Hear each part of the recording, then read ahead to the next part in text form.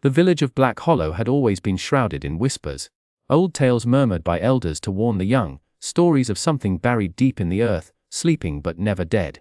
Dr. Evelyn Carter, a historian specializing in local folklore, had dismissed them as superstition. That was until she uncovered the faded, crumbling pages tucked away in the town archives, hidden beneath decades of dust and neglect.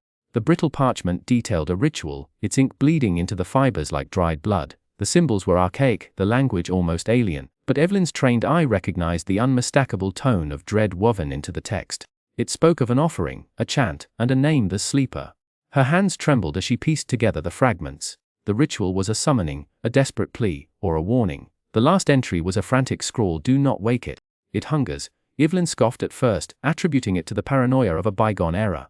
But as she read further, the air in the archive grew colder, her breath visible in the dim light. A draft, perhaps, yet the windows were sealed. That night, Evelyn dreamed of a vast, formless darkness, pulsing like a heartbeat beneath the village. She woke with a gasp, her skin clammy, the echo of a whisper still clinging to her ears. The next morning, the village butcher reported his livestock slaughtered, their bodies arranged in a grotesque spiral. The townsfolk muttered about coyotes, but Evelyn's stomach twisted. She had translated the ritual's final line aloud in her sleep, and something had answered. The first whispers came on a night when the wind was still. They slithered through the cracks of windows, slipped under doors, and coiled around the ears of the villagers like insidious serpents.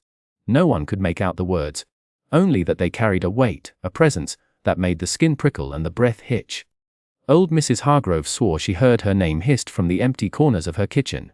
Children woke screaming, claiming something had whispered to them in the dark. The village, once a quiet haven, was now a place of uneasy glances and tight-lipped fear. Mark Reynolds arrived on a mist-laden morning, his skepticism as thick as the fog. A journalist chasing the faintest hint of a story, he'd brushed off the villagers' hushed warnings as superstition. But by his third night in the Blackwood Inn, even he couldn't deny the unnatural stillness that descended after sunset. Then came the whispers, low, guttural, like voices dragged through gravel. They seemed to coil around him, tugging at his thoughts, pulling him toward the window. That's when he saw them, the shadows. They moved without source, sliding across walls and floors in jagged, unnatural motions. One stretched too long, too thin, before snapping back like a rubber band. Another pulled at the foot of his bed, quivering as if alive. Mark's breath fogged the glass as he pressed closer, heart hammering. Outside, the village square was empty, but the dark between the trees writhed, something vast and shapeless shifting just beyond sight. The sleeper was stirring, and it was hungry. The village had always been quiet, but the silence that followed the discovery of the first victim was different. Thick with dread. Old man Hargrove's body was found at dawn, contorted into a grotesque shape no human could endure. His spine bent backward like a bow, fingers knotted together as if pleading, and his face frozen in a scream no one had heard. The townsfolk muttered about accidents or wild animals, but Dr. Evelyn Carter knew better. She had seen the symbols in the archives, the warnings scrawled in faded ink, the sleeper stirs with the blood of the unwary. Mark, the journalist who'd arrived to debunk the rumors of supernatural whispers, stood beside her, his skepticism crumbling. "This isn't natural," he admitted, voice low. The air around them felt heavy, as if something unseen was pressing down, watching. Dr. Carter's hands trembled as she examined the corpse. The skin was cold, yet faintly pulsing, as though something beneath it still lived. She recognized the signs. The ritual had begun, and the sleeper was hungry. They retreated to her study, poring over the ancient texts. The pages spoke of offerings, of a cycle that demanded sacrifice to keep the entity at bay. The village had forgotten, and now the debt was being collected.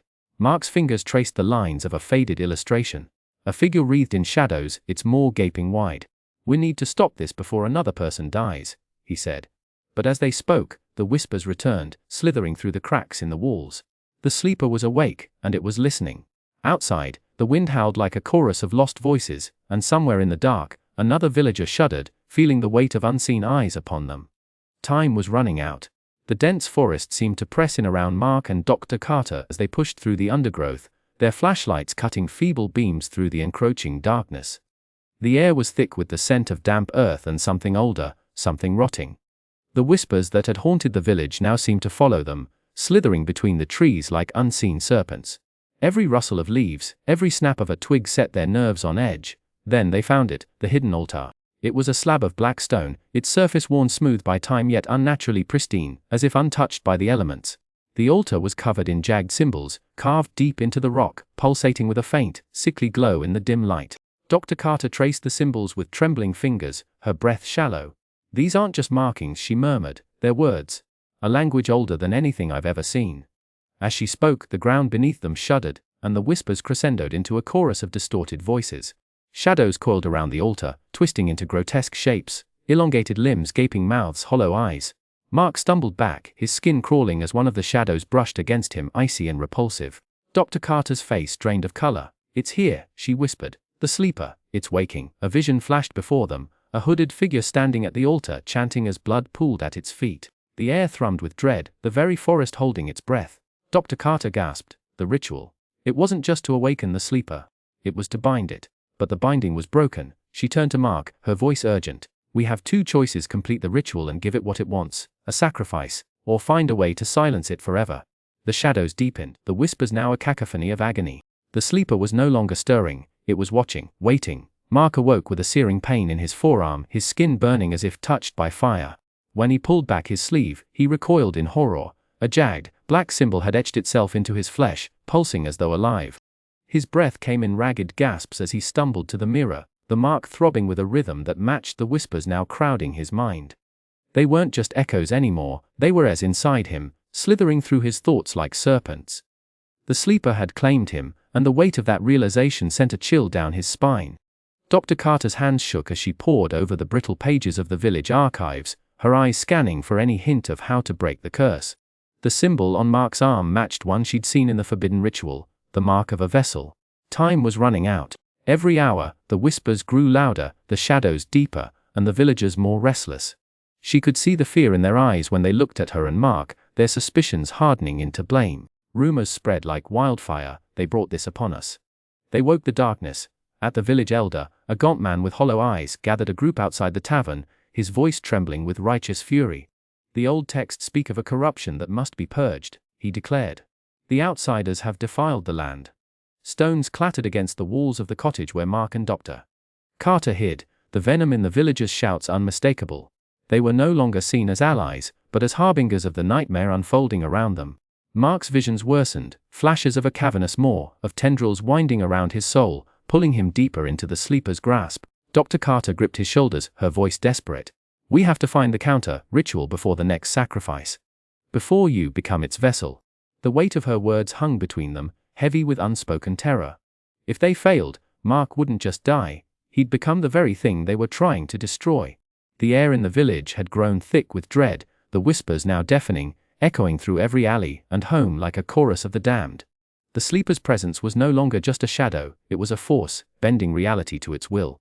Buildings groaned as if strained by unseen hands, and the villagers, once skeptical, now huddled in their homes, their eyes wide with terror. Some had already begun to turn on one another, their fear morphing into violence. The streets were littered with shattered glass and overturned carts, a testament to the panic that had taken hold. Dr. Carter clutched the ancient tome to her chest, her hands trembling as she deciphered the final passages. The counter-ritual was clear: a life for a life. The sleeper demanded a sacrifice to be sent back into the abyss, and there was no other way. She looked up at Mark, his face pale under the flickering streetlights. "It has to be me," she said, her voice steady despite the fear in her eyes. "The ritual needs someone who understands it, someone who awakened it in the first place." Mark's stomach twisted. He had come to investigate a story, not to lose the only person who had believed in him. "There has to be another way," he insisted, gripping her arm. But the ground beneath them shuddered, a deep, unnatural vibration that sent them both stumbling. The sleeper was close. Too close. Around them, the villagers' screams crescendoed as the entity's influence spread. Shadows peeled away from the walls, forming grotesque shapes that lunged and writhed. Dr. Carter pressed the ritual dagger into Mark's hand. "You have to do it," she whispered, "or we all die." Mark's breath came in ragged gaps. The weight of the blade was unbearable. To kill the woman who had become his ally, or to let the village, and possibly the world, fall to the sleeper's hunger. The choice was monstrous. Somewhere in the distance, a church bell tolled, a sound too deliberate to be accidental. The sleeper was calling its vessel.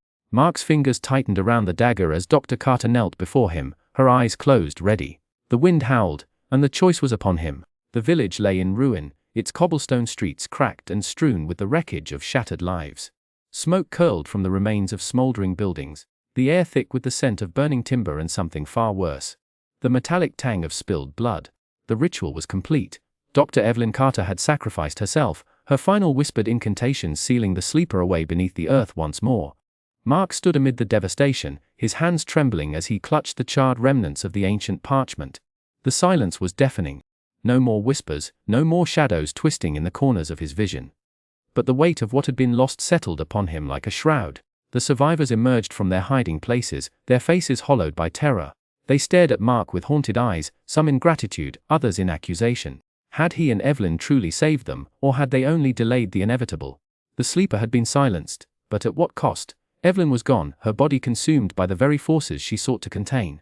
The village elder, a gaunt man with sunken cheeks, approached Mark and pressed a crumbling book into his hands. "It's not over," he rasped. "It never is." That night, as Mark tried to sleep in the lone surviving inn, the visions returned. Flashes of twisted limbs, of eyes opening in the dark. A voice, faint but unmistakable, slithered into his mind. "You are marked." He jerked upright, sweat drenching his clothes. The room was empty, but the presence lingered. A cold, creeping dread that coiled around his heart. Had Evelyn's sacrifice been enough, or had the sleeper merely retreated, biding its time? Mark stared at his reflection in the grimy window, and for a fleeting second, something stared back. The ritual had ended, but the horror had only just begun. Somewhere in the depths of the forest, beneath the roots of the ancient oaks, something waited. And it would wake again.